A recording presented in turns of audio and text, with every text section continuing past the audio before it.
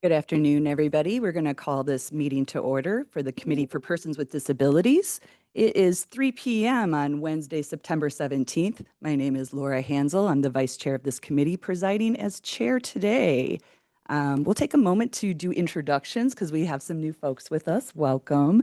But Michelle, let's start with you for introductions. If you can tell us a little bit more about yourself than usual. Michelle Krug. I am representing Supervisor Monica Montgomery Stepp, District 4, proudly representing District 4. I live in Paradise Hills. I am blind and have some mobility issues. Social justice issues have always been my thing. I am glad to be able, sorry, I'm just trying to make sure the new people get saved in my phone. I worked as a wastewater operator for the city of San Diego, so that's my background for 30 years. And I've been retired about 16 years and just trying to help fix things on the earth while I'm still here. Thanks.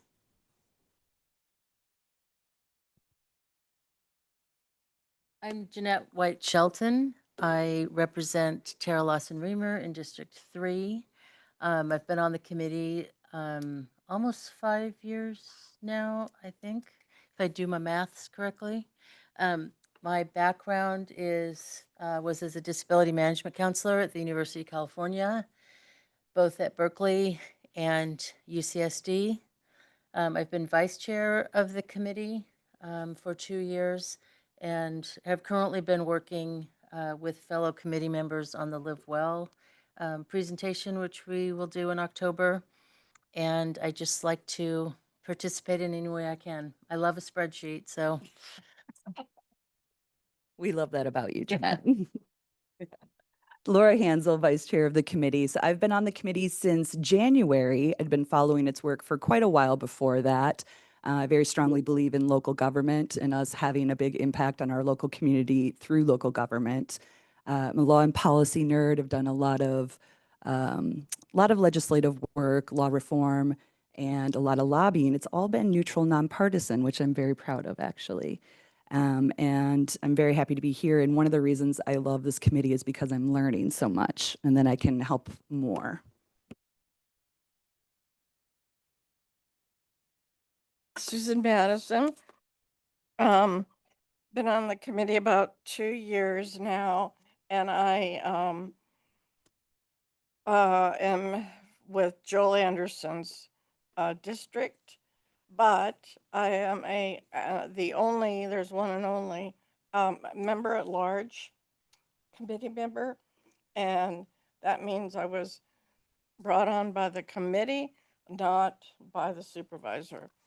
I have had juvenile rheumatoid since I was 6, which has really driven me for systemic advocacy, big picture stuff, and being a kick butt advocate, better for other people than I am my own self sometimes.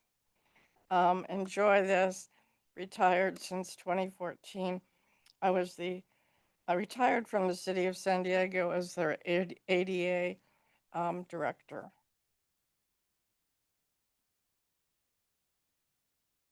Hi, my name is Brennan Pearson.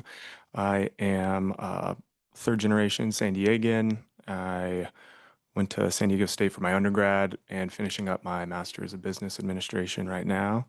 I am a commercial insurance broker, and I've dedicated my career to serving facilities and businesses that serve vulnerable populations of our communities.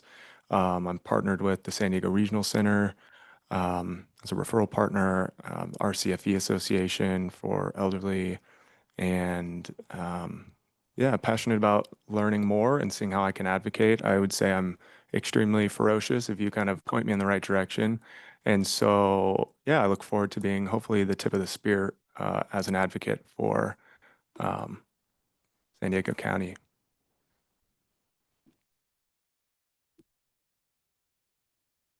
Can everybody hear me? Hi. Hello, it's my first meeting. Happy to be here in person. Last time it was virtual.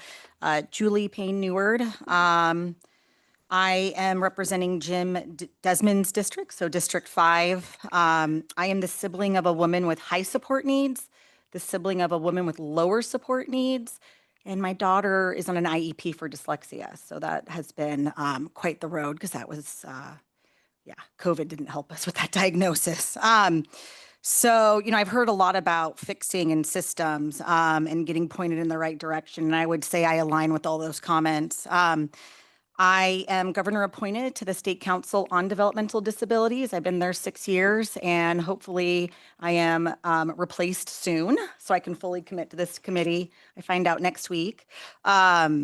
I have 2 nonprofits. My day job is managing shopping centers throughout San Diego, Chula Vista, El Cajon. I've been in retail property management. I started in El Cajon actually for almost 20 years. And I'm originally from Northern California. But I have 2 nonprofits, and mainly it's driven by the fact that I'm a sibling of a woman with high support needs who's a survivor and part of the Me Too movement. And so that work really drives me, and I am creating tools and creating resources and doing some data mining to see what we can do better to serve people. And what I've learned through my work with the State Council is working local is probably more effective and better than working in Sacramento. And it was a beautiful experience, but this is where the real work is done. And I get the vibe from this committee that we're going to be putting the pedal to the metal and really contributing and supporting people within the county. Let me see here. Anything else? Nope, that's about it. Thank you. Thank you, everyone. And I neglected to say that I'm very great. I have a lot of gratitude to be representing seat 5 in District 3 of Chair Tara Lawson-Remer. I don't believe we have any members online joining us. No, no members online. We do have Like some, Robert. Cameron is here for Live Well Advance. And then Heather, did you want to introduce yourself? Oh, sure. My name is Heather Roberts. Um, I'm actually very happy to see Julie. I am also the sibling of a young woman, or I'm sorry, my younger sister who's 50, um, very high support needs. And so I have lived experience as a caregiver and co-conservator for my sister, and I am also currently getting my master's in social work at San Diego State University and working as a graduate assistant with the Social Policy Institute on a program partnering with the Regional Center. So I'm very interested in learning more about local efforts to support the disabled community. I am particularly interested in policies and changes that will better support family caregivers as well as paid direct support professionals. The churn and burnout in the people that do the very important work of supporting people with disabilities is shameful. It makes me sad that our society didn't learn how important support people were during COVID, whether they were paid or unpaid. So that is, I'm here to listen and learn and see what sort of efforts are being done in that area to see where I can get more involved. Thank you. Fabulous. Thank you. And then we'll introduce staff liaisons. I'm Todd Hood, the Chief Privacy Officer for the county, as well as ADA Title II Coordinator. And then we have Jaime Monreal. Jaime, you want to get on to the... Yes. My name is Jaime Monreal. I'm a human resources analyst with the benefits division for the county, but I am here to support the committee in an administrative role and to support Todd. Whatever you need, let me know. Thank you, everyone. So glad you could join us. Moving on to agenda item number 2, our statement for just cause and or consideration of a request to participate remotely, emergency circumstances, if applicable. Don't believe we have anything, so There are none. move on. Agenda item number 3, a vote on our August meeting minutes. Hopefully everyone had a chance to look them over. If you weren't at that meeting, I think abstain from the vote on this. And if we can get a motion, if anyone has, unless there's some corrections, I didn't see any.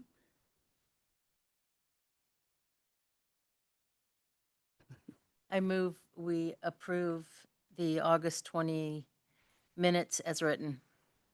Motion by Jeanette, and second by Susan. Thank you. The motion passed. We have to vote. Yeah, all in favor. Aye. Aye. Any nays? And any abstains? Okay, so we had one abstain and all yays. Okay. Excellent. All right, our non-agenda comment, agenda item number 4, members of the public may address a county issue not elsewhere on this agenda. Each speaker may take up to 2 minutes. Speakers may be limited to less time if several speakers have requested to speak on the same issue.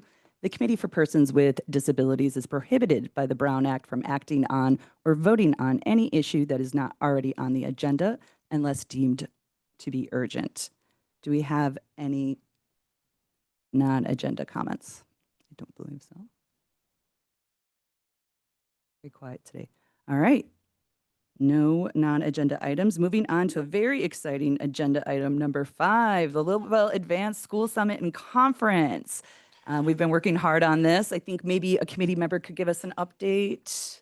Yeah, before we do that, and I wanted to, Cameron Clay is on the call, and Cameron is is facilitating the interaction of some of the logistics, but we still have not heard. I don't think we've heard a decision yet about the acceptance of the committee in the Connection Hub to have a booth yet. So that we're expecting that on a daily basis, hopefully over the next. You don't have any information, do you, Cameron? I do not. Hopefully y'all can hear me. Jessica was leading the charge on that. And I know last year I was like very hands-on in this process. This year I am way busier. They gave me things to do. And so I have not had quite the same capacity to be involved. So I can definitely reach out to Jessica and see if she's heard, but that was kind of, ball was in her court on that. So the good news is we do have one more meeting before the Live Well Advance. So, you know, if we're figuring this out 1 week before the Live Well Advance, we can do it. I believe in us. But yeah, that's my update. So sorry. Not a problem. Anything else that you wanted to share? No, I just think, given that I believe the panel was accepted, correct? The panel is accepted, yes. Yes, very exciting. So congratulations, first of all. And secondly, I'd be surprised then if they didn't give y'all a booth, given that you are panelists. So I'd say to expect it. And if that's the case, just putting it out there again, that we're kind of doing half-day shifts. So a couple people at the booth in the morning and a couple people at the booth for the afternoon.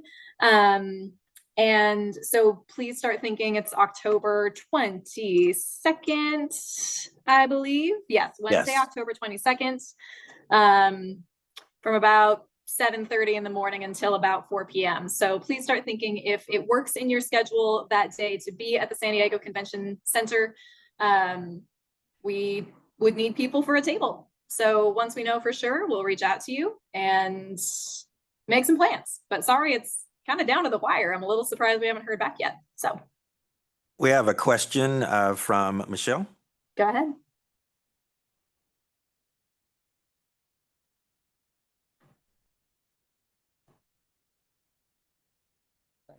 I want to be independent. The cry of this committee.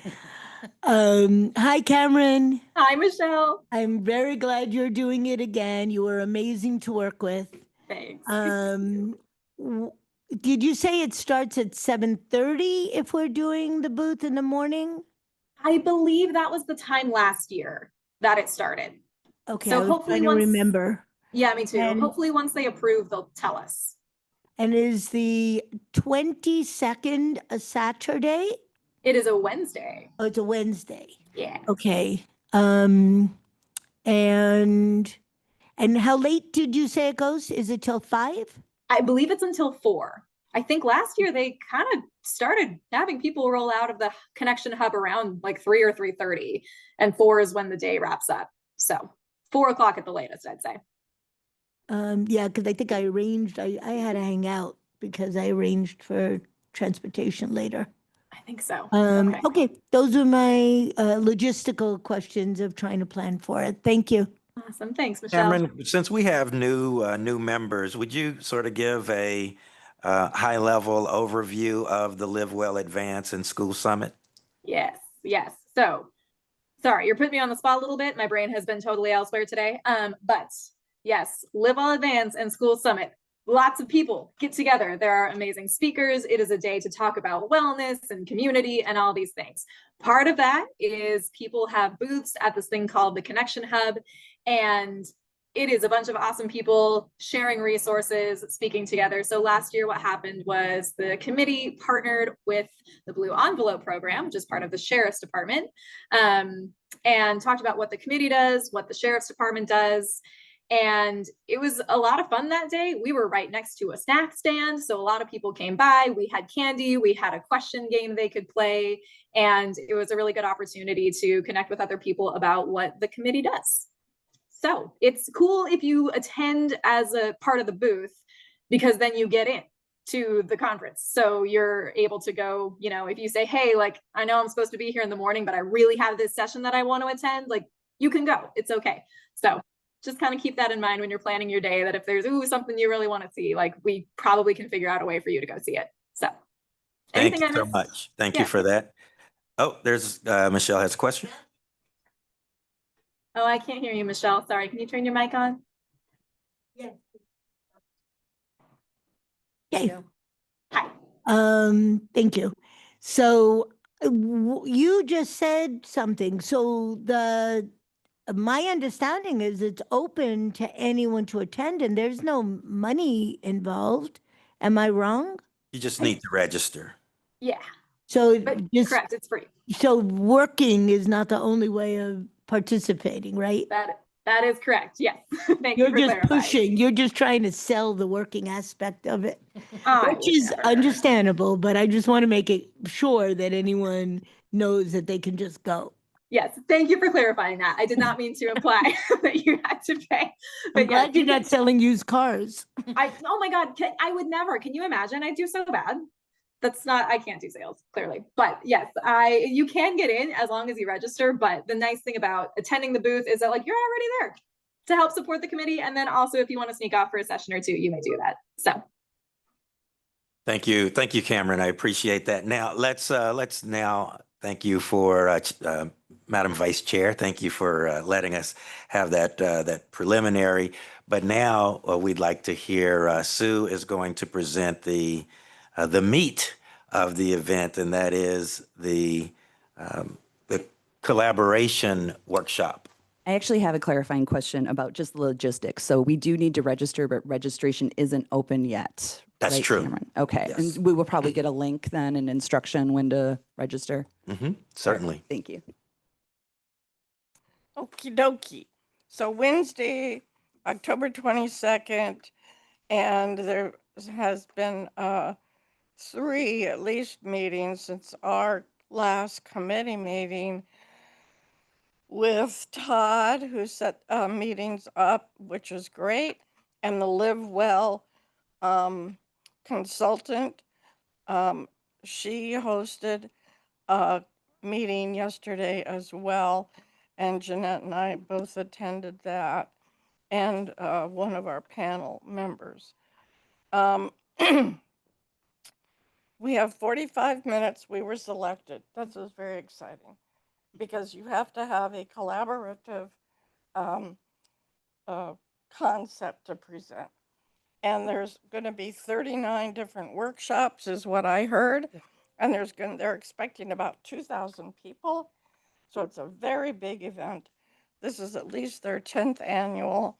And we're honored to have been selected. Our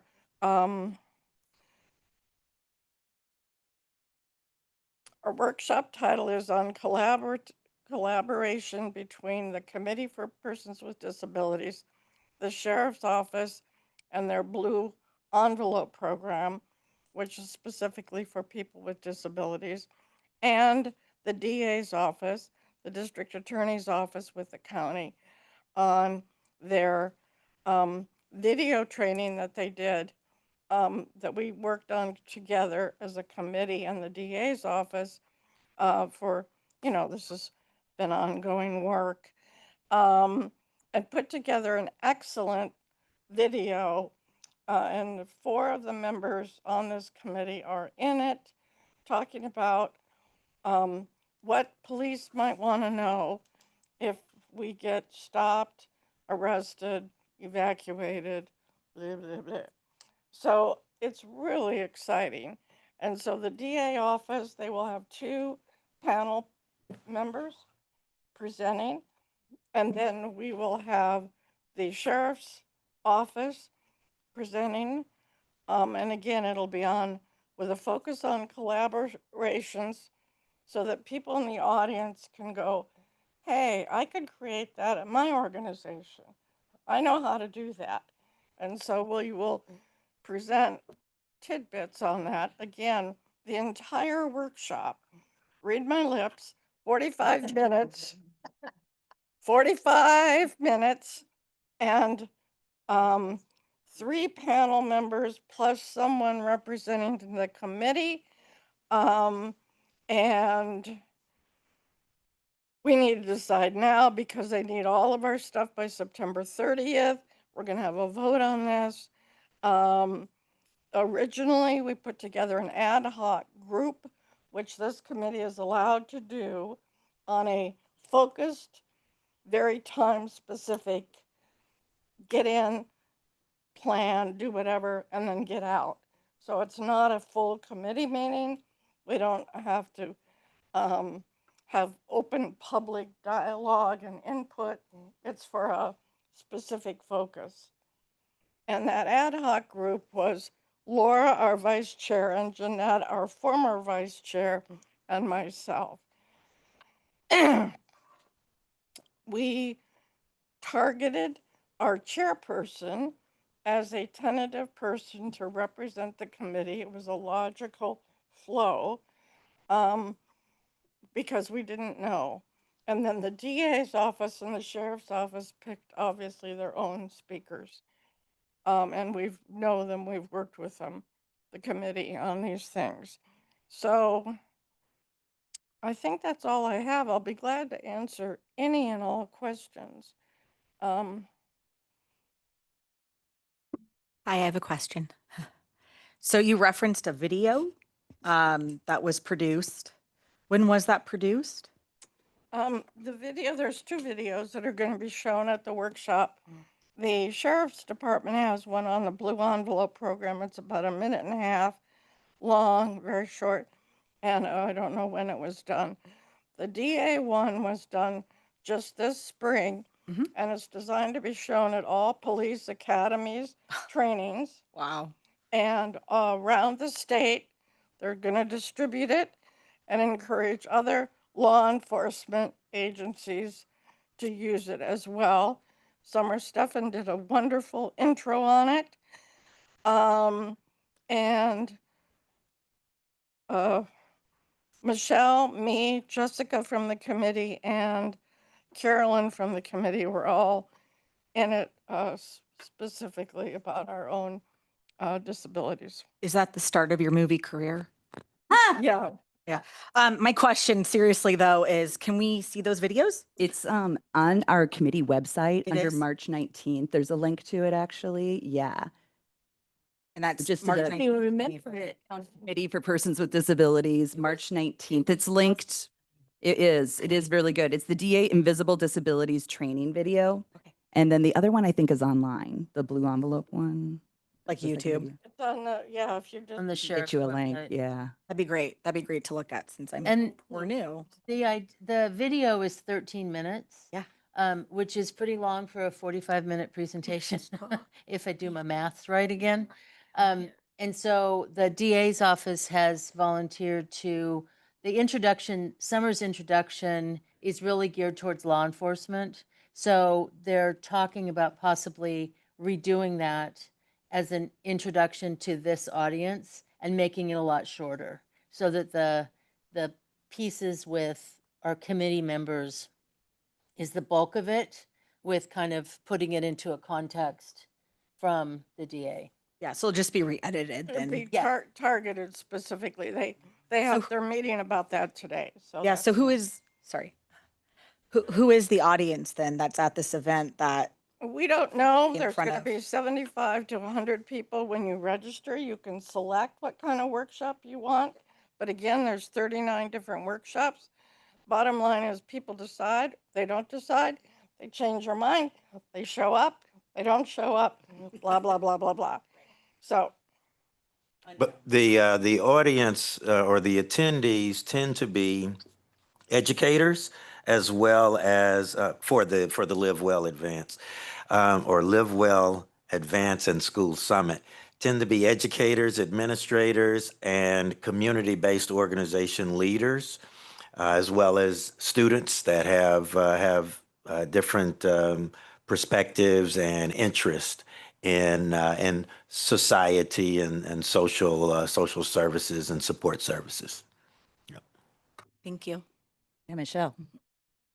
Um, I want to just suggest that we, or actually, I would like to recommend that we actually have Jessica doing the presentation. She has literally been doing this safety police slash sheriff work for over 7 years in the minutia.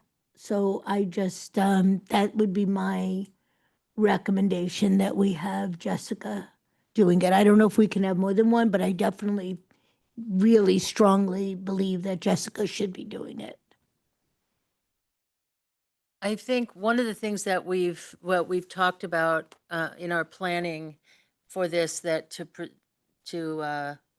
is that we have such a tight period of time that I think the flow, if I can, Sue, the flow would be the moderator would introduce the topic, talk about, introduce who's on the panel, and then another representative, be it be Jessica, somebody else from the committee, would then talk about collaboration, talk about how this came about with our committee, kind of a little bit of a timeline, who was involved, the importance of collaboration. And then it would be handed over to the DA's office, then to the sheriff's office, and then the moderator would come back and wrap it up with questions. So I think the idea, at least the idea that I've been going with and presuming, is that whoever represents the committee is going to kind of have a script, that it's going to be, not that they would sit there and read it, but that it's going to be very, this, here's our 3 lines about collaboration. Here's our 4 lines about the timeline, who is involved, the benefits of collaboration, etc. So it's not a open, discussion about personal experiences or whatever. It's very, very, very focused. thank you, Jeanette. And I had failed to mention, we wrote, again, when we had these meetings, there were 2 meetings we had where we drafted and then sent in the form to the larger committee that had to review these for obvious reasons. And we wrote a moderator into it. We put my name on that. We don't, again, that's open if somebody else has a passion for that. I have spoken and facilitated tons of things, but I know Laura has as well, and maybe all of you. But we really need to stay on time. And yesterday, when our planning session, we said the committee literally is going to have about 2 minutes. The committee will open up and welcome and then set the tone literally in a couple minutes. There'll be an introduction of the panelists, as Jeanette mentioned, and then everybody does their thing, and then we have to be able to allow. It's really hard when people come and have questions and you don't run out of time. I mean, One of the things, time. and one of the things that it's based on the topic that that you all have proposed and has been accepted is around the value of collaboration. So it's not in this particular case, it's not a presentation, and it's not a presentation about the Blue Envelope program. It's about the collaboration that the Blue Envelope program has experienced and what gave the Blue Envelope program the success. It's not specific to how the video is going to be shared in training, et cetera, but it's really around how the video came into being and the collaboration around that. So it's really as you've mentioned, Sue, it's a targeted discussion in this particular case. So I'm not certain that it's going to give any of the speakers an opportunity to really go into a lot of detail around their particular program, but more so it's going to be about the collaboration, what the focus, the value of the collaboration is. I hear that. I just feel like she is the one who instigated on this committee from day one, wanting to do that collaboration. And I would like to see her being our representative. All right, so Michelle is suggesting Jessica. I actually am going to suggest Jeanette, just because I know, Jeanette, you've been on the committee, I believe, longest at this point. Oh, I Oh, have. Michelle has, and then you, because you've worked on this, and I think you would do a nice job as well. I mean, I think anybody would, but I would suggest you, and I personally would suggest Susan for moderating, just because you've expressed interest in that since the beginning, but that's just my opinion.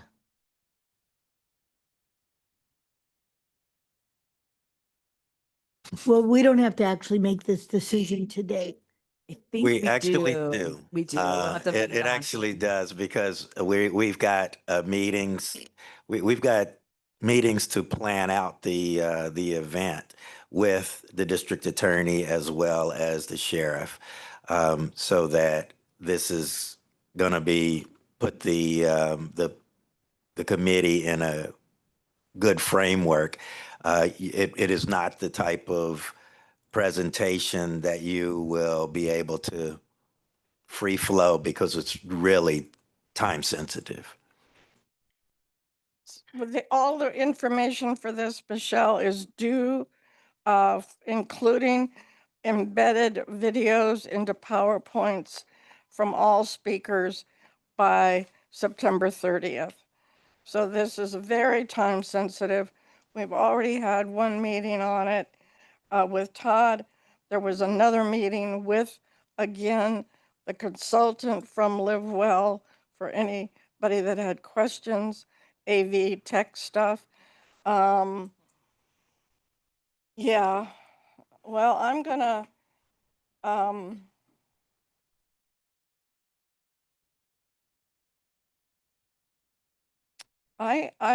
I am open, but I also think Jeanette would be very skilled. She's put all of our annual reports together. She's been here present. She's our former vice chair for 2 years. Very competent. Been in on the meetings and has, again, just yesterday afternoon, we were on a meeting with Live Well. So very actively involved, and that's my 2 cents.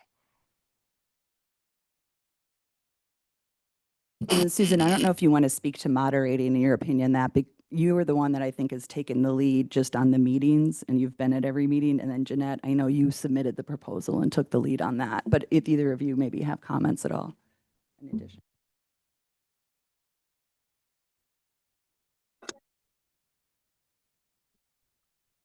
Jessica submitted for the booth. Yeah. Yeah, it was separate, 2 separate issues. So the moderation thing is not a speaking job, other than, okay, that's good, we need to move on. No, please hold. Case in point. Please hold your questions to the end. Thank you very much for that. Is there anyone else that has anything to say? Blah, blah, blah, blah, blah. So, it's a timekeeper. It's a horrible job. It's, Don't you also like to ask? No, there, you know, this is going to be 75 to 100 people, we hope, in this workshop. So this is not about you guys asking stuff that we already know, planting questions, which I understand we do that. It is a thing, but this is really for other people. And I feel like, as a member of this committee, I need to say this again. This is a wonderful celebratory thing. This is, we wanted to do this. I wanted to do this a year ago, and we weren't ready.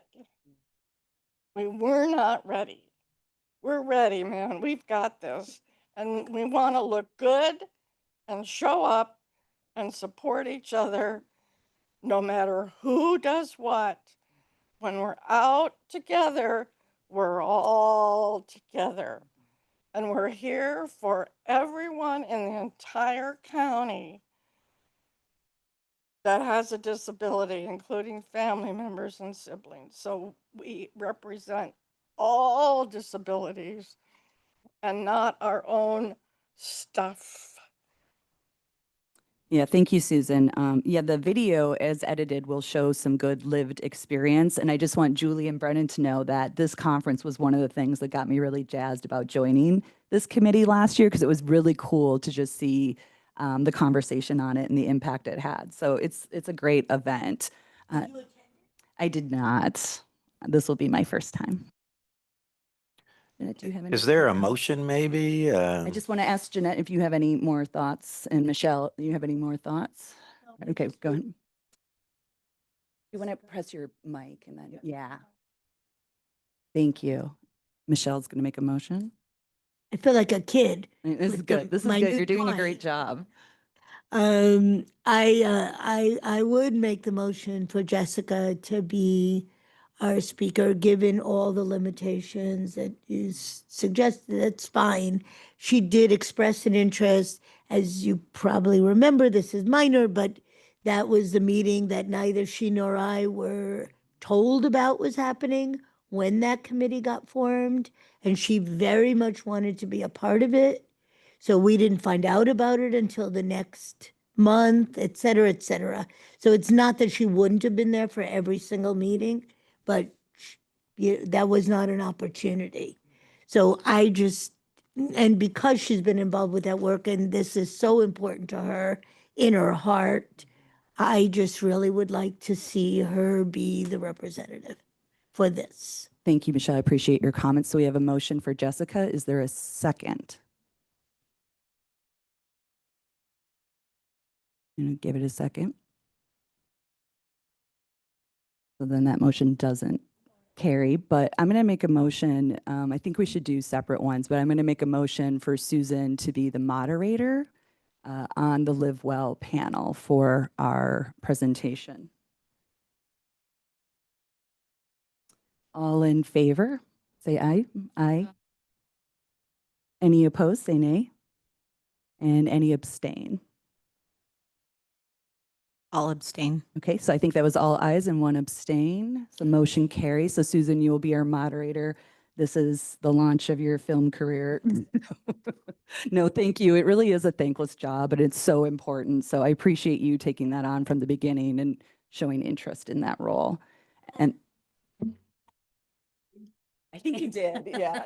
She showed a sense of responsibility, which was very much appreciated. That is what it was, a sense of responsibility. We love that about you. And then I move for the person representing the committee on the panel for 2 minutes and showing up and looking lovely to be Jeanette.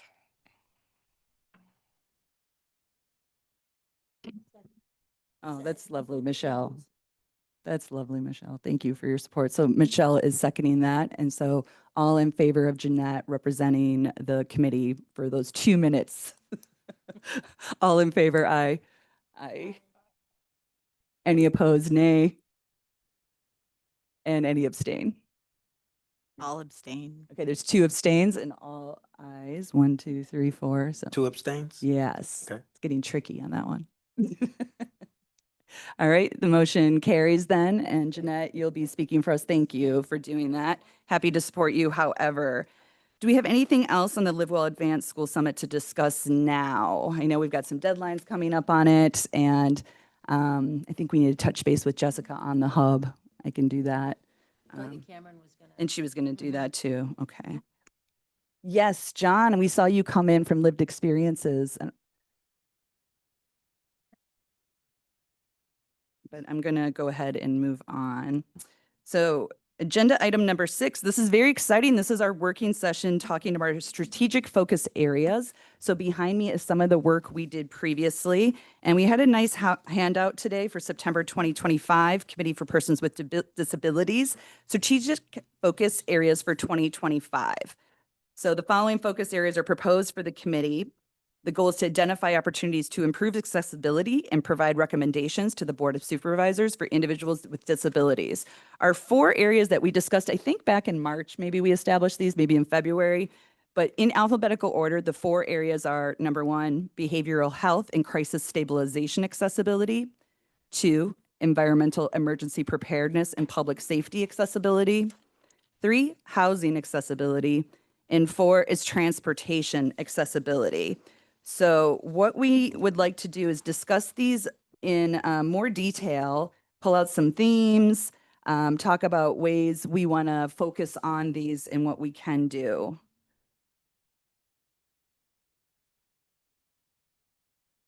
So we did these Post-its and we had our other handout, thanks to Todd. I think this was from last time, where we wrote down our vision on one sticky note for each focus area. So what does success look like for the committee? As of June of 2026 was one of our questions.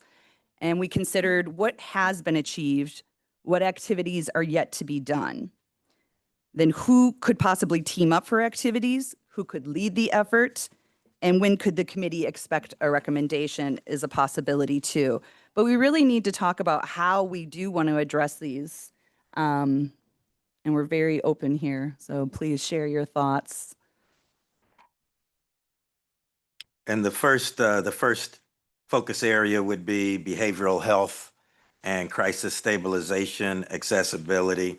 And the just for background, well, does everyone have a handout with the strategic focus areas? So, I won't have to read it necessarily, but I'll sort of guess I'll read it. So for behavioral health and crisis stabilization, the activity is to improve access to behavioral health services for individuals with disabilities, including those with developmental, intellectual, and mental health disabilities, ensuring they can fully access critical services during crises. And the methodology is to work with the board to ensure that behavioral health programs and crisis stabilization services are fully accessible to individuals with disabilities. This includes ensuring modifications are made for communication, adaptive technologies, and trained staff capable of supporting individuals with various disabilities. So the strategic focus for behavioral health and crisis stabilization is to focus on establishing clear policies and programs that enhance accessibility to behavioral health services, ensuring that services, programs, and activities are accessible for individuals with intellectual, developmental, and mental health disabilities. This includes providing appropriate support and necessary resources. So these are summaries of the exercise last month under needs identified, and that is to increase the reach and expertise and response time of mobile crisis response teams and psychiatric emergency response teams, to provide 24-hour coverage for mobile crisis response teams, a greater awareness of the problems and issues in implementing services, to provide education and prevention programs, and then to ensure county programs include wraparound services to serve all people. Now, granted, this body your committee doesn't have budgetary responsibility nor budgetary resources. But the concept is to look at what are some activities that this committee can conduct over the next 8 months or so to provide either some recommendation or some input to the Board of Supervisors as it relates to behavioral health and crisis stabilization accessibility.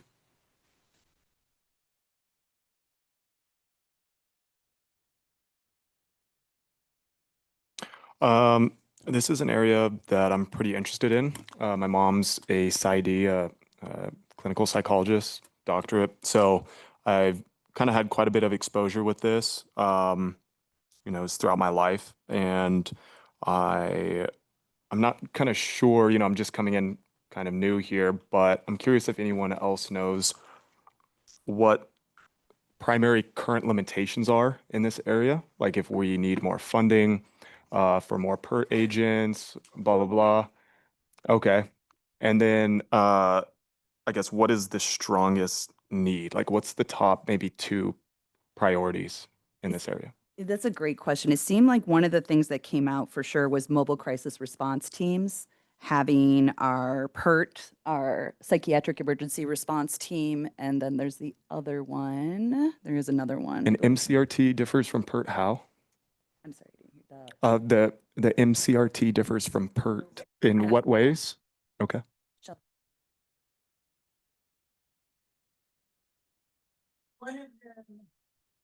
Your mic. One comes with police, maybe? Exactly. Okay. Okay, got it. It's exactly it. PERT comes with police. Okay. And I would just add, because I love the path you're going down, that it's I think the priority that we had talked about, right now it's not available 24/7. So neither of them are available 24/7. So that would be like a high priority. And it's always about money. It is about money. And from our last meeting in my notes, from our August meeting, was to expand the expertise for both these programs, both being PERT and MCRT. I think it's a quicker response time and then expanding the reach of both as well. And so this is a funding issue. However, we can look into funding opportunities to recommend to the Board of Advisors. So I do think with a lot of these issues we're looking at, we do need to do some research on funding. That could be very frustrating, very difficult, I think, and perhaps not fruitful, but I want to be positive.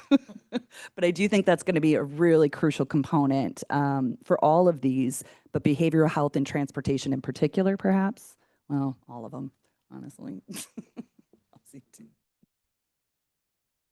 And so, Brennan, thank you for voicing your interest in working on behavioral health and crisis stabilization. Are there others that that are interested in this focus area and then might be able to research resources and be able to bring ideas to the committee as well as to the board? Hi, everyone. The 4 areas, Michelle. So the 4 areas, the first one right now we're talking about is behavioral health and crisis stabilization accessibility. So that's number 1, behavioral health and crisis stabilization accessibility. The second one was environmental emergency preparedness and public safety accessibility. Environmental emergency preparedness is what this says. Yeah, so kind of both. It could be, yeah. That I hear there's the thunder outside right now is, and public safety accessibility. So environmental emergency preparedness and public safety accessibility. The third one is housing accessibility. And then the fourth one, where I think we maybe had the most agreement, just that I was seeing and things coming out, was the transportation accessibility. We had a presentation, be great for you, Julie and Brennan, to watch from our July meeting, I believe it was, that MTS came in and spoke to us, and we got a lot of really great information, and you can see the PowerPoints, and funding is definitely an issue there. So Does anyone else have thoughts right now about behavioral health? I know that's an important area for Jessica and for the chair. And the chair is definitely looking at reach into East County services. That's definitely a theme I want to acknowledge. I do. Yes. In a former life back in Northern California, um, county supervisor appointed me to the Mental Health Commission. So I attended those meetings for about a year. I was very green. Um, and I learned quite a bit, and we were very involved with county health. So county health would invite us to the table, and they would take lead and make sure we were included in various discussions. And I recall when I was last there, there was a new leader within county health, and the focus was person centered. So you bring somebody up, we're the auto mechanics, and how do we approach and adapt to you and help support you? Secondly, like my best friend is on the mobile crisis response team in 2 different counties up in Northern California. And I'm just going to say, like, there's inefficiencies within the system I've been hearing about, and I would love to kind of understand how do we approach inefficiencies within the system that doesn't really cost money. And then I just have a request. I mean, do we have any data on the current system? So this is where we are. And I think Brennan addressed this, but like, where do we want to be and where can we focus to have that movement?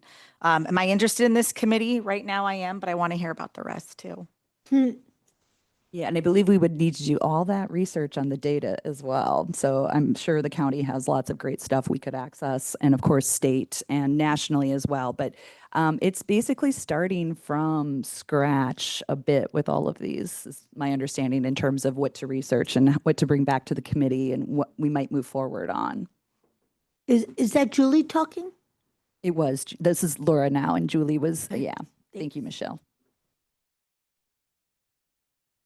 So then for this, for behavioral health and crisis stabilization, I have Brennan, Jessica, Carolyn, and Julie to work together or independently and then to bring concepts and thoughts, perspectives to the committee for consideration to establish a recommendation to the board or a set of recommendations to the board.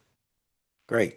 Thank you, Todd. And I just want to make the point too. So these ad hoc committees would be researching these items and bringing it back to the committee where we would all be discussing it and making decisions together. So it would always be an ongoing collaborative committee-wide effort on all of these. Quick question. How would we go about getting data? Question. That will be for you to determine. No. I honestly, a lot of this research I find personally to be very overwhelming. I'm hoping that we can tap into staff a bit of like who we should talk to, where we should look. And we're going to be networking our way through this. We're going to be looking for stakeholders. Who's the forgotten stakeholder? Who are the organizations that have been doing this work? Who are the partners and who's the opposition to something as well? But this is really taking an issue and turning it from angle to angle and look at it and see what we can find for ways that we could move forward and improve things. And again, that would be with a recommendation to the Board of Supervisors. So Brennan and Julie, my role is to bring county resources to the committee. And some of that is there are reports that are done. There are also presentations that are done. So you will get hopefully not inundated with data and information, but we also, and we're going to talk more about that as far as how the interaction with speakers and having speakers come to the meetings. I think we may have overloaded the committee with speakers in the past because we've had, in some cases, we have 2 speakers, 2 different topics in a month.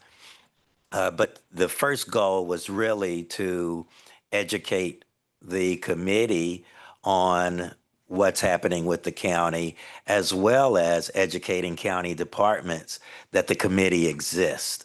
And so the goal has been really educating all of us so we'll start back. These last 2 sessions have been really working sessions.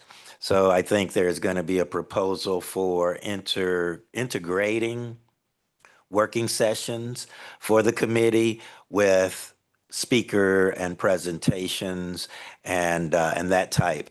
So we'll have a little more balance. We've had a significant amount of speakers present on all of these different focus areas and more. But we're going to look to give you more opportunities to have working sessions, but part of that data gathering will be hearing from subject matter experts, either from the county or from outside of the county. My role is to bring county resources to the committee, and then the committee members have taken it upon themselves to bring external resources and external speakers to the committee, so that those will we cover it all through that means. Would we be able to, would you be the one reaching out saying like, maybe we could have someone from PERT or someone from the sheriff's department come and share their experience being on PERT maybe? And So the inefficiencies? I reach out to the county departments, and then each of the in the past, each of the committee members have may have proposed, well, I have a contact at such and such, and so then they bring it to the committee and say, would we like to hear from this particular entity? But I will facilitate bringing county resources to the committee. And Brennan, just to go answer that further, so we do get great information from our speakers. So when MTS came in, they were able to give us stats about ridership, about budget, about their paratransit program and the distances that go. So we did get a lot of information that then made us be like, what? What about these certain issues? The 3/4 mile I'm still stuck on that you can reference back. But yeah, so we do get a lot of good information. And then within that, that raises a lot of questions. Right. I imagine PERT would have like the exact kind of data we need. Like they're taking down all the demographics and yeah, so that'd be. Looking to independent commissions would be another good one. Yeah, Michelle. Yeah.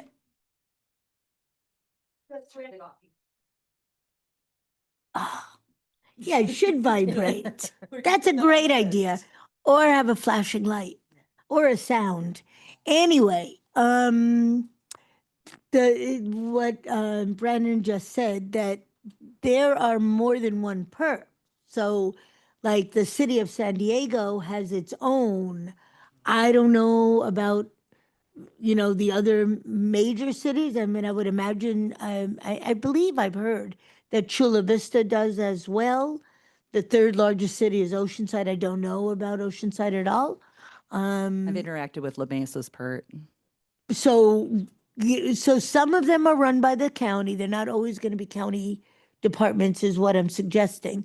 And yes, our focus is in general the county, but we may get brilliant ideas from one of the other cities or that we could bring back, or there may be funding opportunities that who knows, Encinitas might know about. So I just wouldn't, I just wanted you to be aware that there are different groupings, and some of them may even be called different names that we're familiar with, but the two that you brought up are definitely MCRT and PERCA are the ones that we as a committee are clearly most familiar with. These are good questions, though. Appreciate you for sure. Good. I think we could move on to the next area. The next area is the environmental emergency preparedness and public safety accessibility.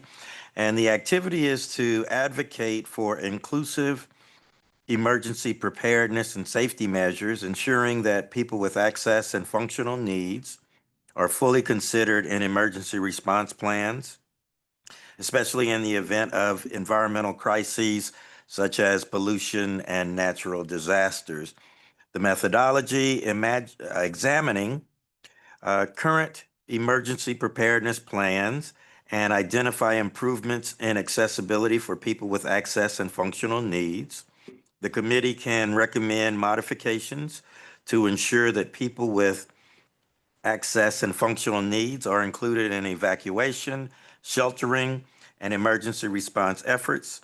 This includes accessible routes, accommodations, and support systems during emergencies.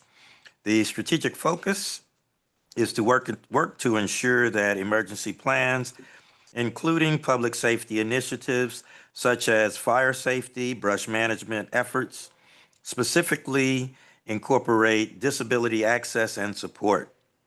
This includes ensuring evacuation routes, emergency services, and shelters are accessible to individuals with mobility, sensory, or cognitive disabilities. From the exercise last month, these are some of the needs that were identified: to expand awareness to vulnerable populations. One activity is door-to-door contact. To establish a disability task force that's activated during disasters or crises. Evacuation plans for rural East County, especially for those with mobility needs, especially the 67 corridor. Evacuation plans for county facilities, to be proactive, not reactive, when responding to an emergency, and then to identify at-risk individuals and communicate emergency response plans, to establish secondary plans for emergency response. And then there was a statement that the plan is too heavy on emergency and not enough on public safety. This is a very timely area given natural disasters hitting Southern California recently. To me, this is one where I feel like it's perhaps there's not as much of a funding issue, perhaps, than some of the other ones. I'll say this is a topic that very much interests me, inspired by the LA fires and what went wrong there. Other people on emergency and environmental preparedness and public safety accessibility. Also of interest to me. I don't want to spread myself too thin here, so I'm still going to listen to all of them and then I'll make it final, Todd. But my brother's a victim of the Eaton fire. So we're going through the process of rebuilding and kind of understanding the supports there. And there's a lot of emotional trauma, a lot. But on that note, I was also connected to people who are siblings of people with disabilities in LA, in that area. And one woman who's an influencer named Elizabeth Espinosa, she's an award-winning journalist. She has an Instagram page and she was interviewing people about the fires and things we can do better. So I would say I definitely have an interest in that, given that it's close to home, and that I have connections within that community. A lot of people there have a lot of learnings and ideas. One item was medication. How do we get people medication? And I was sharing that with another councilwoman on the state council, and she said, "Oh, I volunteer at the Red Cross. They have medication." And I'm like, "Oh, so like people don't know that." So, that would be an interest point because my sister does rely on like seizure medication to stabilize her. So, I do have interest in that as well, Todd. And I've got you, and then we can move it around. So yeah, and correct me if I'm wrong, but there's nothing precluding you from helping other people too and saying, hey, I have a connection on that. I have someone you should talk to, even though it might be an area you don't want to focus on fully yourself. So just everything is a collaboration. And Yeah. I will put my name down there because I was on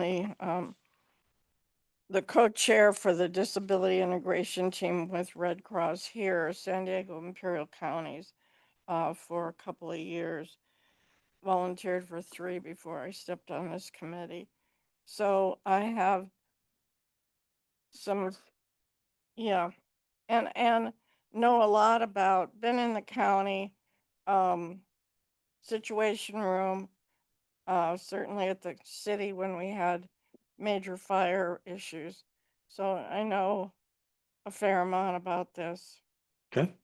I also am aware that Carolyn had an interest in, so we've got those names down for. I for wrote that. down, yeah, Susan, Jeanette, Laura, Julie, and Carolyn, because I know she was talking about East County and the 67 corridor specifically. Anybody else in that one? Julie, you got your name on it I anyway. put it down, Julie, but don't worry, it's not in stone. You can erase it if needed, or like fade it. Yeah, right? yeah. He's like kind of here. It's pen, it's a. Mine's actually in pen. Yeah, don't worry, I can't read my handwriting.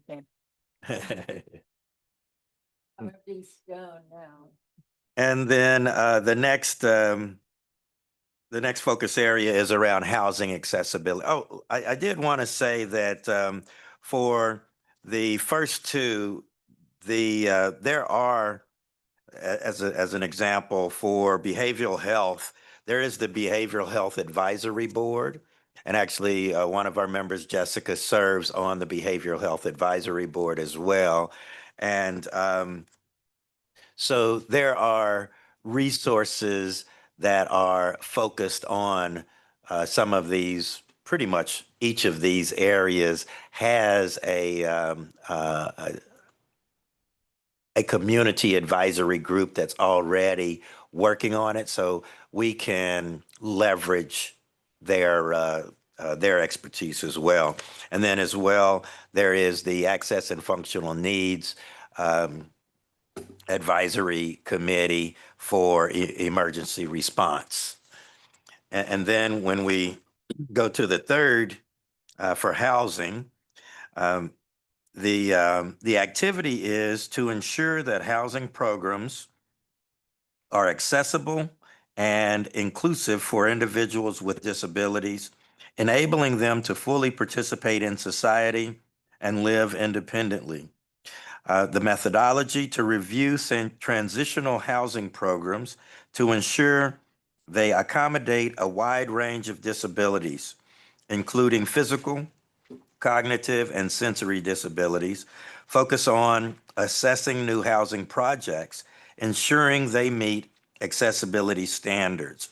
And the strategic focus is to advocate for disability-friendly designs, universal designs in housing programs, such as accessible units and appropriate modifications, accommodations. The identified needs from the exercise last month were to have more accessible and affordable housing units, to advocate for grant money for housing for people with disabilities, including East County in the county's Climate Equity Index map for housing, to offer more small or individual units for homeless people, low barrier and to use low barrier and existing houses that may be retrofit versus to have to create new housing. And then educating providers on the need for housing for people with disabilities, promoting universal design versus people with disabilities being an afterthought, to provide clarity on the county's voluntary service dog registration for owners, landlords, and program administrators, to plan for emergencies and evacuation procedures for people with disabilities from housing, and then ensuring every qualified individual with a disability has a file, whether it is the county or at a contractor, with an ADA interactive plan listing effective modifications, conducting compliance audits for accountability, and then budget equity for disability support. So that is around the housing accessibility area. Our most overwhelming one, perhaps. Yeah, Brennan. This is what I do a lot every day for work, so I'm like, might as well. Just go ahead and fix it. Yeah. Throw me in there. Brandon, I work at Teague Insurance. I'm a commercial insurance broker, but I work with facilities like these, like ARF, DDs, developmental disability, or ARF MD, so mental disability, like a mental health. So yeah, Great. No, yeah, that's love to be helpful. fantastic. For my part, and I've stated this before, but for y'all that are new, I would like to help with one very specific component, and that's providing clarity on the county's voluntary service dog registration. I've mentioned talking to Jessica or working with Jessica on this. Bless you, Michelle. That water.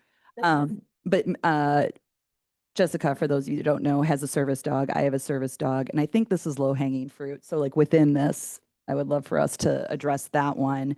But other people interested in housing, Michelle, are Yes. you interested? I'm gonna do Yes. choice. So my first choice is, since it's gonna be on the ballot anyway, um, my first choice is It's on. It's on. gonna be transportation and housing secondary. Okay. Because again, like Julie, but I'm watching you putting my name down. I'm trying, I don't want to overcommit. So if I do it as ranked choice, the others, obviously, we all have an interest in all of them. I mean, I guess my third would probably be the behavioral health. And then fourth for the emergency. All of it, I absolutely recognize is important. But those are going to be my ranked choices. No, that's helpful. Thank you. And then you were fourth on the emergency preparedness. Yeah. And I do believe Jessica has a lot of interest in housing beyond the service dog issue. So I would put her name here for now as a tentative placeholder. Julie, I think you were going to make a comment.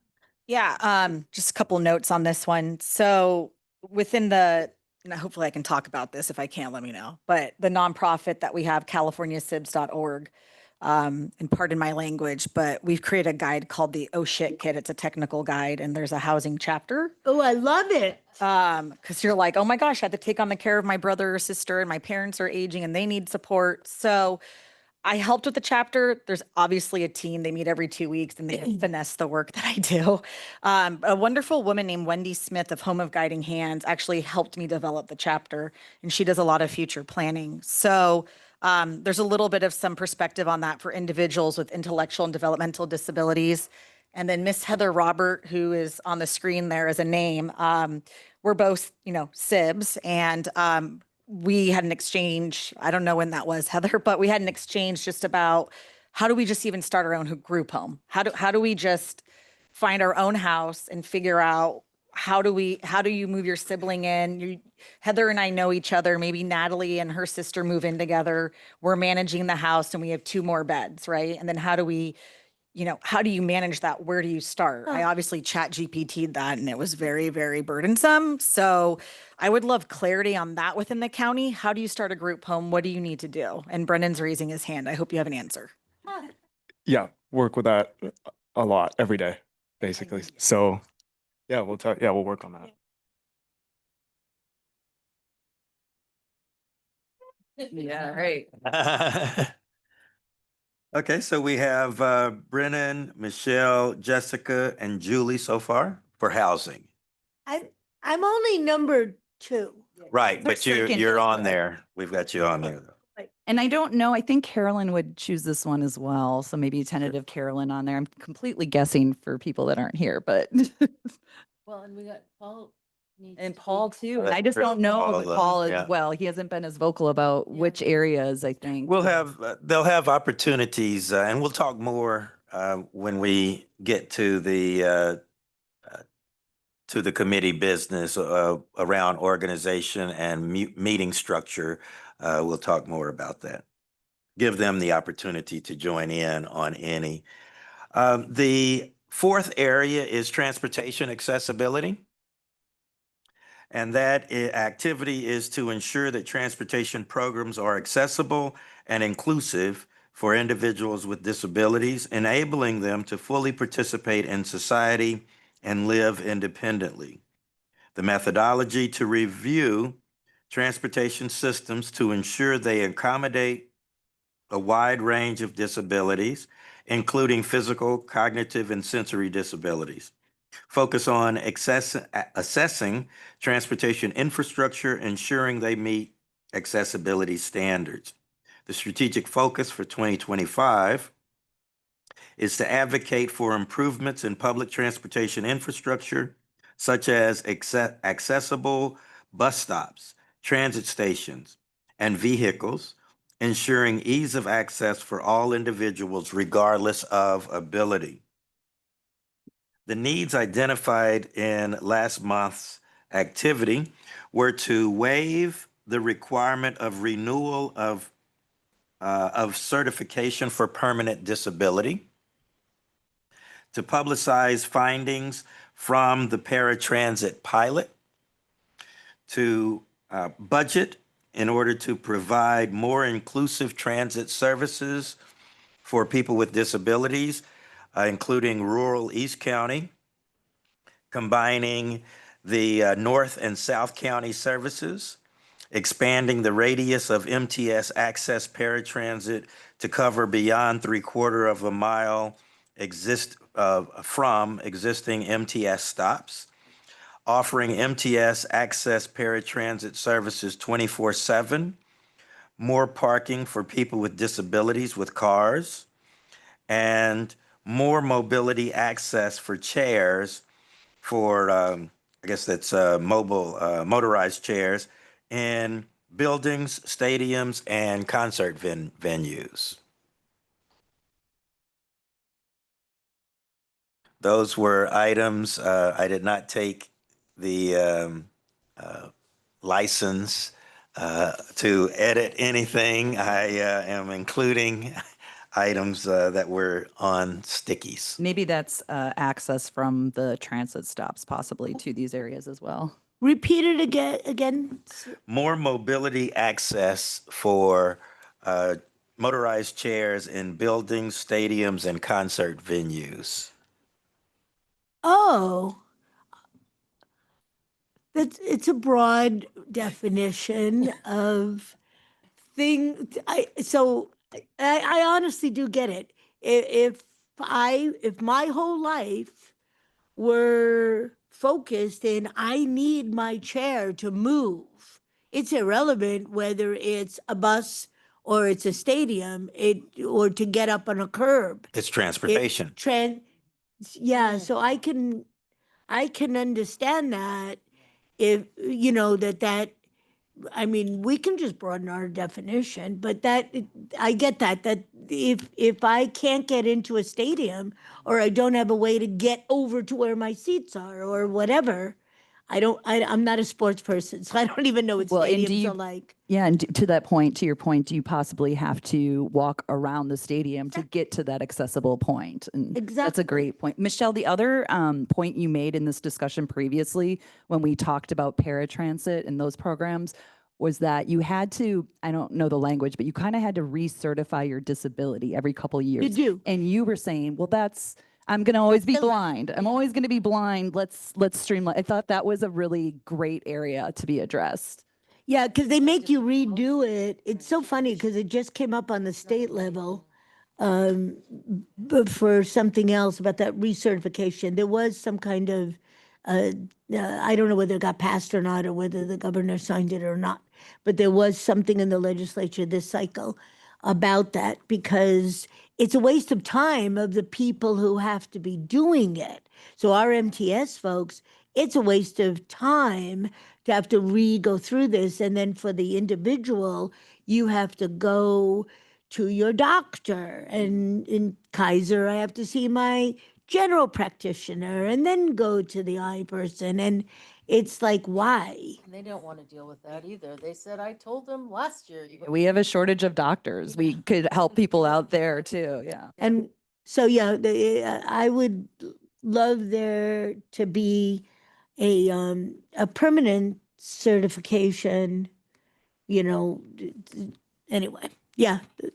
That's just coming up in a lot of situations, because it's the same thing, even like with Social Security, Medicare, Medi-Cal, the same kind of situation. And it's the first point on the needs identified here, but it was one that stuck out to me in thinking about this. Susan, I think you have a lot of interest in this one, don't you? Are you influencing? Yes, she is. Undue hardship. I think that, yes, I'm passionate about all of these things. And my philosophy is do few things and do them well. And I'm not going to put my name on this one. But I have a lot of opinions and concerns for a million years. Been in this movement for ever, back when we had no wheelchair buses and all of that. So I'm the ancient one here. And no curb cuts. Yeah, and no curb cuts, no ADA. So I'm before all that stuff. What I would say is, and I know we're going to get to that part, Todd, but what Brennan asked first is critical to me. These are long recommendations or needs identified. And I think for clarity, each group should certainly have permission to focus on one or two top ones, like you suggested. I would even say maybe go to one and then do our homework. So we're not reinventing the wheel where another group is already working on that and there's a lot of information about it, blah, blah, blah. Because that's how we collaborate then and get on board with them to go forward together, make the movements bigger and more accommodating for all. And then I would want to clarify the on these forms, for instance, it's really strategic focus for fiscal year 25, 26. So that's our timeline. And then I think we should have, again, short and sweet with a something that we can, Laura mentioned low hanging fruit, where you can focus and actually make an improvement because there's a million people working on transportation and has been, and housing. Yeah, fully concur. And you're foreshadowing, I think, our next agenda item well. So on this one, I have Michelle as your first area. So you're down here. Susan, I put you down in parentheses, just that you're a good resource. And I think I would put myself down on this one as a resource that I'm interested, but I have already committed to maybe two other areas. So then I put Carolyn down for now. And then Jeanette, if I didn't already say that. Is this an opt-in or an opt-out? I know, right? I mean, these are You have all- to speak up Yeah. if you're not in. Yeah. Any more here? We can move on to our next agenda item, keeping an eye on time. Let's do that. So moving on to agenda item 7. So this is our committee business, organizational goals, and future meeting structures. I believe there is a room issue we need to address in terms of committee. November. And for November, we don't need to talk about that today then. Well, we should. Oh, It's okay. good. Yeah. And then that gives people plenty of time to have notice. So the November 19 meeting coincides with the Board of Supervisor meeting in this room is not, we can't commit to using this room. It's likely that it would be available by the time this committee meets. But if something comes up and they have extended Board of Supervisor meetings, this could potentially not be available. So I did want to propose a change in date for the November meeting. Can we get a different room? All the other rooms are taken that day, and except for 306A. But 306A would be about the size of the wall to Laura. I don't know how big that is, but we only have About like 20 6 feet. people, 7, 8. We have a have lot now, nine- Michelle. We have got a lot. nine committee members now. I think And we may have individuals from the community. We need to provide accessibility Okay. for them. Will that room not fit 11 people? It will fit 11, and we'll get to know each other very well. That tight. I don't know. I have immunity concerns about that. What date were you wanting to propose? This room is available Monday, November 17th. Because we're the 19th is a week from Thanksgiving. So this would be the Monday of the week before Thanksgiving. This room is also available on that Friday. Exactly. I would do a Friday. That's easier for me. I'm very open, actually, whatever works for y'all. Friday would be easier for me. That's the 21st? Friday the 21st, 3 to 5 p.m. on a Friday. November So 20. we're talking about either, Trivia semifinals, I'll be down. Oh. Trivia? It's bad. so now I think we're down to maybe Monday, the 17th as a new date, same room, Oh, or Wednesday, the 19th, same time, new room, Well, the Wednesday, possibly. yeah, Wednesday 19th, the same time. Or possibly different room. Friday, but it's already sounded like that didn't work. but With a 3 to different 5 on room. Friday. Friday would Same be night, this Same room. room. right. I mean, I could do any of those myself. but- You don't want to do the Friday. I mean, if everybody else can do the Friday, I'll do the Friday, but Well, would it be when does your trivia thing start? 7. Oh, it's I thought 7? it was down here, but it's in. Oh, never mind. And quite, But it's I 7. don't think, I don't think we can get access. I was going to say we could look at 306A and, but it's actually similar to the size of the room with the dais there. It's a larger room, the table, it's just a conference table. It would basically be a table about the size of this. But it's this also table. very likely, as Todd said, that this room could be available, so we could reserve the other one and this one if it's available. You cannot reserve this one. This room Say is, the wrong, but we could use it if it was available by the time 3 o'clock came. well, I need to set up. And that room does have, it has AV, so we could use AV, but I would be, by 2 o'clock, I would be set up in that room. So when would we know if the other room were, if this room were available? Not until the last o'clock. moment, yeah. At 2 o'clock. On the 19th.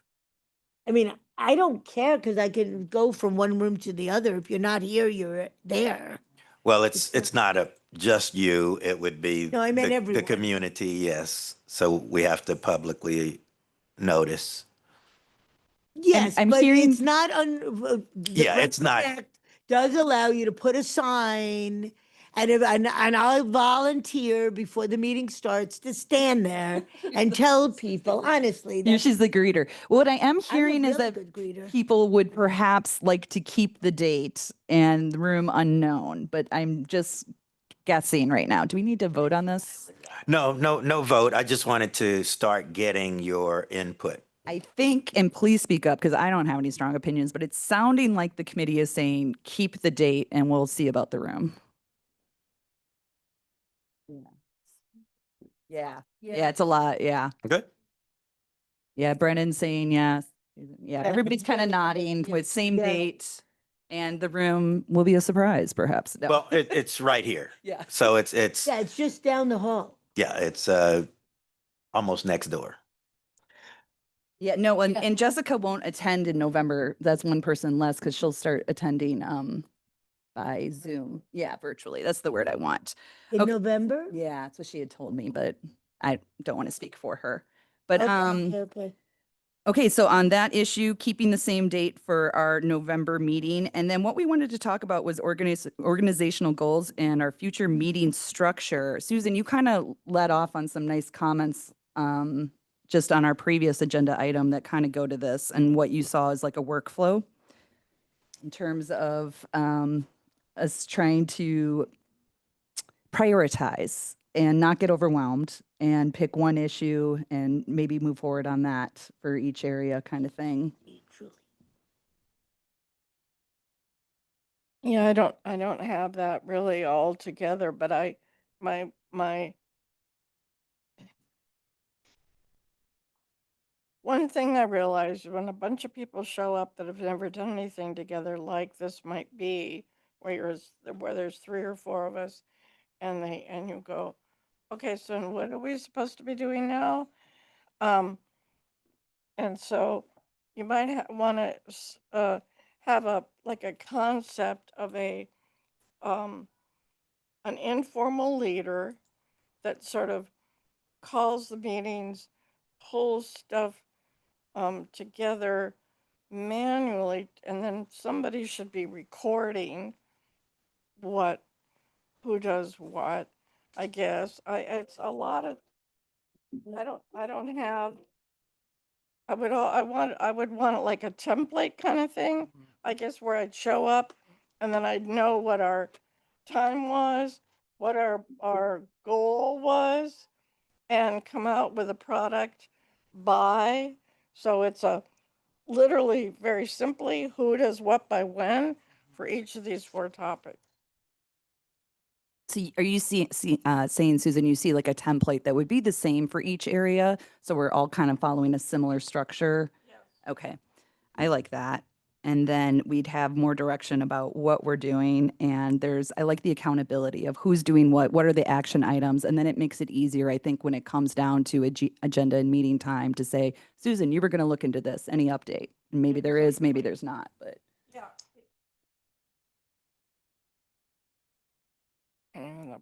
So yes, that would be my suggestion, so that so I do stuff, I Google stuff by myself. I go and I go, there's nothing out there, or look at this is fantastic. What about this? And then I bring it to my team members, and then we go, yeah, we need to check that out. You know, so it's like we work separately and then we come together, and then that group comes to this group and reports out. And we get like a peer review, basically, too. Yeah. Or not. Go do more. I think that's great. A more formal structure like that too. I like the ability to come back to each meeting with structure and say, okay, housing team, what did you find out? Where are we? And then having those discussions. I just think it's a nice structure to move the meetings and to all be collaborative and all have a say, but still get stuff done. Briefly, from each of the 4 groups, I think. And maybe it rotates who gives that report. That would be for that group to decide. I like that. Who reports out? So again, I don't think we have any voting items in any of this. So this is, I think, just an open dialogue, correct me if I'm wrong, Todd, about our organizational goals and future meeting structure. Going to organizational goals, Actually, yeah. I think it probably would not be bad to put on the record with a vote that of the structure, just to make sure that what has been discussed, that the majority of the committee agrees with. And perhaps we should wait for Michelle to come back too. She stepped out. While we're waiting for Michelle, one of the things that I did want to bring up for committee business is the committee received or one of the speakers was a past committee member, Jacqueline Jackson, and she served on the committee back. It wasn't the 1900s, but she served in the mid 2010s, and she mentioned that one of the things that they did was, well, a couple of things. Was one, attended the Board of Supervisor meetings to at least be aware of what's going on with the Board of Supervisors, and then another was they granted an award to recognize a community member that had made inroads for the community of people with disabilities.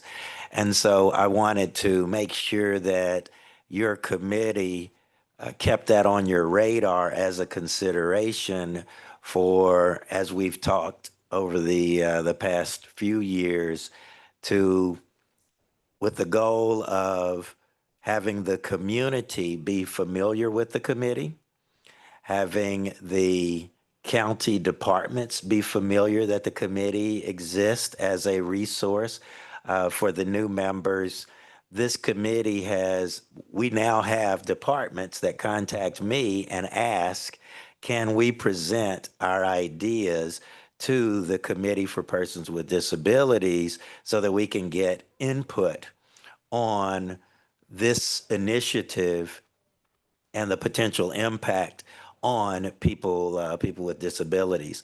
So I think we've been achieving that goal. We can continue to get greater exposure for the committee across the county government, but as well through the public. And one of the achievements is to be able to have participation in the Live Well Advance. That's going to give more exposure for this committee because at the uh, at the booth last year, I think probably 100% of the visitors that came to the booth said, I didn't know this committee existed. And this committee has existed since the 1990s, the 1900s, I always like to say. So this committee has continued to, as long as the ADA has been in effect, this committee has been in effect. So to continue to look for opportunities to expose and to promote the committee across the community. But one of those things was to look at some level of recognition, a recognition program for people in the community. And then, as I mentioned, to participate or dial in and to track what is happening in the county as it relates to impacting people with disabilities, as well as legislative on a state level. So those are opportunities for the committee to consider for different initiatives, if you will. Are we allowed to have interns? No, this is good. This is a lot of work to track all this. There's stuff. the question. Julie had a Yes, question. Julie. Yeah, I mean, I'm new, so kind of back to basics, but we're all, and Todd, correct me if I'm wrong, but most of us are appointed by a county supervisor. That county supervisor works with various cities, right? So is information coming out from the supervisor's office about this committee to the cities so that they know we exist? Because I would assume that would be the structure. We would Yes. ask them, We hey, would you find Great out. idea. Yes. What a great idea. Yes. Document that. Yeah, so we did get some recognition in our proclamation for the 30th anniversary of the ADA. So, but this is perfect because this goes right into what our organizational goals are. And for my own notes, what I had written down was raise the profile of the committee. And that's what we're all talking about. Serve as community resource by advising the Board of Supervisors on a wide range of topics and issues. And we're doing that, and we're talking about how to do that. But deepen our reputation also as effective collaborators, I think is really important. But it seems like, I mean, I didn't know this committee existed until I went and looked for it and said, is there a county disability committee? So I think raising our profile and talking about ways we could do that that are appropriate. We can't have social media. We can't, I mean, there's limitations on that too. But I think just being more in the mix and talking to people and being at Board of Supervisor meetings is a really important point, even though we're all volunteers. Right. Just a thought. I interned one of the supervisors once and I was writing 199s, they called it. So you're allowed to send out like 191 letters, I guess, per area of a district at one time. So I wrote lots of different ones like volunteer police things, call before you dig. That's definitely something, and it's kind of like a bipartisan thing. I don't think there'd be any supervisor that wouldn't support putting something out about sending letters to their community members, either about resources or the committee, different things like that. Just thought. Great idea. And I think that there's a appointment staff person on each supervisor staff. And I think that if we fed them a short paragraph, I know Tara Lawson Reimers has newsletter. And I used to be in her district, so I still receive it. I think Joel Anderson has one. They're all on social media as well. And so we could, that's because I think that when you suggest it to people and then you have it, as opposed to, could you do that for us? You know, but it's an incentive, it's easy. It's like a win-win. Is this, I don't know if this is a make work project, but could we have an ad hoc committee that writes up, I don't know if it's monthly or quarterly updates that goes to each of those, the supervisor's offices? And so like a small committee writes that, we all agree on it, but it's what have we been doing? What is important to us right now? What do we want them to know about our work? And I don't know, what do you think about the frequency of that? And I'm waiting for you, Todd, to tell me if we can't do that for any reason, but. I would say quarterly, monthly Yeah, is just, I was just in gonna this say day and age, quarterly, I yeah. think something takes 5 minutes and it takes 3 months. Yeah. So, yeah, I would agree on a quarterly write-up that we could just send to all the supervisor offices and ask them to kindly include space for us. I think that's a great place to start. Awesome idea. And then I was just going to briefly add, so the State Council on Developmental Disabilities, and it's a federally mandated org, they have offices throughout the state. And so there is one in San Diego, and I'm so happy to share. Miss Yolanda Cruz with the State Council, she was in the Central Valley, just was honored with the position here in San Diego and really wants to hit the ground running. So we could collaborate with the local State Council office, which focuses on IDD if we'd like to some extent, and find some cross collaboration there. I haven't heard of that happening before, but that would be an avenue that we could also take. And then they do social and Facebook and all of those things as well. I like that. So I think Michelle, while you were out, we were talking about two things. First of all, to make a motion to work independently via ad hoc committees to address our 4 strategic focus areas. And then within that, each ad hoc committee will report back each meeting, selecting their own point person to present at that next meeting was one thing. I guess should I restate that to formally make a motion, perhaps? Yes. I would like to make a motion that we work independently via ad hoc committees to address our 4 strategic areas, and that within those committees, we talked about creating templates that we all use, and the committee is reporting back each meeting and choosing their own point person to report. So discussion, Well, okay, Okay. so we have a motion and a second. but the concern is, and again, I don't care, but I do know Robert's rules. And with the Brown Act, if more than half of our committee is serving, and for some of them, it may be, I haven't counted the numbers, then we would need to do it as a regular public meeting where we notice. That's all. No, that's a Doesn't mean great it can't all be done. All of it's good. Yes, that's It a really makes great sense. point that, yes, when we come up with whose name is going into which area, that we do consider that and see, is that a quorum? Yeah, and perhaps limiting each person, is No it more than 4. 4? Yeah, 4 for each area. That marks my name off some of these. No, but that's a great point, Michelle. Thank you. So any more discussion on this? I just want to make a Yes. comment. So Todd, you brought up a great point about like an award, right? And awarding members of the community. This is something in like one of my nonprofits I'm really eager to do, specifically for siblings who are advocates and recognizing the work that siblings actually do in caring for their family and their siblings. So, I mean, I think it would be great if each district, the supervisor would help us with nominations and make and award somebody in each district for their efforts. I think that's beautiful because it shows support and it's pretty mutual. When was the last time an award was awarded? Was not not since 2019, November of 2019. So I don't know what occurred before my tenure.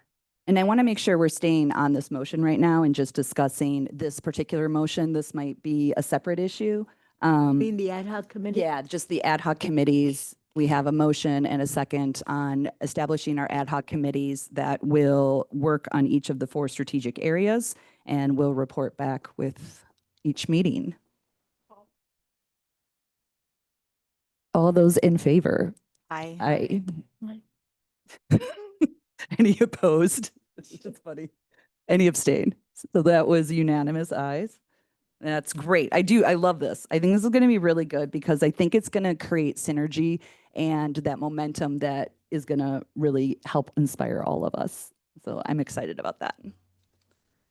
And then talking about other organizational goals,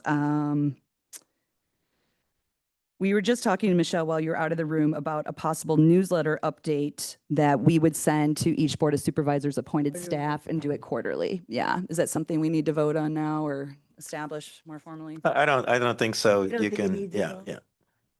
And Julie, throwing it back to you with organizational goals and recognition. So I hear you talking about like sibling recognition, caregiver recognition. I love that. Any more? Sorry, I can't see you. Anything more? Hello. I know. Any more comment? Yes.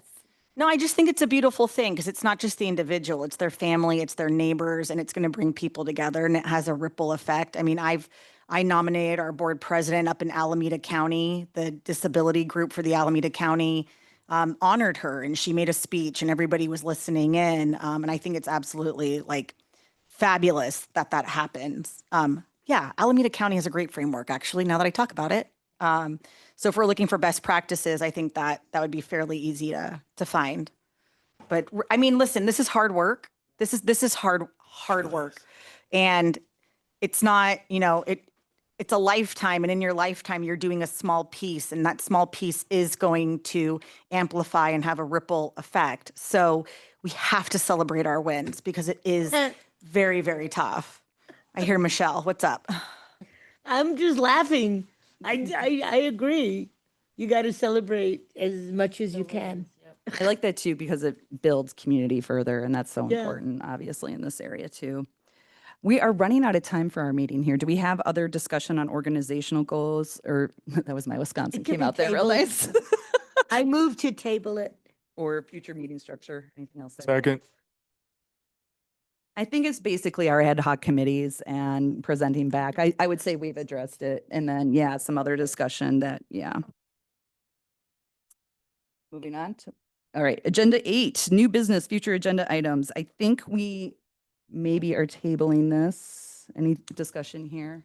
Yeah, well, I'll look to schedule from the behavioral health. I think maybe we'll hold off on the behavioral health services and see if there is any more. I'll speak with Jessica and sort of get a little more fine tuning since we're establishing the four strategic focus areas. That sounds great. I think that's it for agenda item number 8. So that brings us to agenda item number 9, 4:48 p.m. We are adjourning this meeting. Our next meeting is October 15th. Oh, no. Anything else? No. Walking away, not going to see each other till October 15th. Yes. Is anybody going to meet in their little groups that we've just established? I don't think so. I plan on following up with Jessica about the service dog issue, and perhaps we need to talk about like a template or how to capture these meetings. So who's going to do what by when? Good. We get like a group chat. We can't because of the Brown Act, actually. A group It has to all be public meeting. Ah, Blind people can't participate. Yeah. Yeah. So we do have some limitations on what we can do in between meetings. We could establish an ad hoc committee to discuss this further and bring back a possible template. like a Could do public that. Zoom meeting? Would that- No, it all Has has to to be public in meeting. person or like a public Zoom? It would have to be like a public Zoom. meeting that's posted and yeah. And people have the ability to actually join? come and, yeah. Maybe we could post the Zoom link on the website. I don't know if that was No. I'm confused. just brainstorming. Just brainstorming. If you're only talking about an ad hoc committee to set these up, is that what you're talking about? Or are you I talking? mean, to me, I liked Susan's idea of having some sort of template for when these ad hoc committee meetings are meeting, what is the structure of that conversation? And then if that template was used by all the groups, we're a little bit on the same page in terms of structure and perhaps ease of flow of conversation. What I might offer is for people to start gathering information about the subject areas of interest.